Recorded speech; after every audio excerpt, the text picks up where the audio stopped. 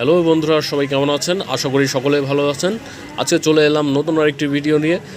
কথা বলবো পেভিসন ক্রিমটি নিয়ে। এটি ত্বকের যত্নের জন্য অথবা বিভিন্ন ধরনের অ্যালার্জিজনিত সমস্যা দূরীকরণের জন্য ব্যবহার করা হয়ে থাকে। এটি অবশ্যই আপনি নিকটস্থ ফার্মেসিতে পেয়ে যাবেন।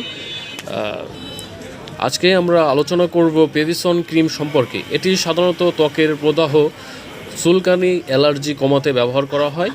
এটি সাধারণত একজন ডক্টর এর পরামর্শ অনুযায়ী ব্যবহার করা উচিত।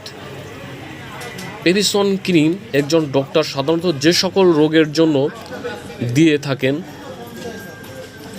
সেটি হচ্ছে একজিমা, সিরোসিস, অ্যালার্জি জনিত সমস্যা ও ত্বকের লালচে ভাব প্রদাহর জন্য দিয়ে থাকেন। এখন ক্রিমটি কিভাবে ব্যবহার করবেন? প্রথমে ক্ষত স্থানে সম্পূর্ণ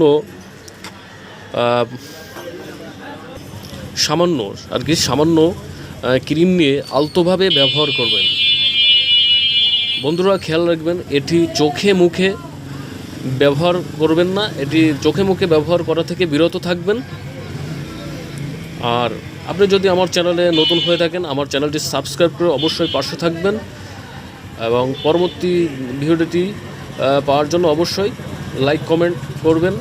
আপনাদের লাইক কমেন্টের আমার পরবর্তী ভিডিওটি করা আগ্রহ বাড়িয়ে দিবে এবং আমার ভিডিওটি দেখার জন্য ধন্যবাদ।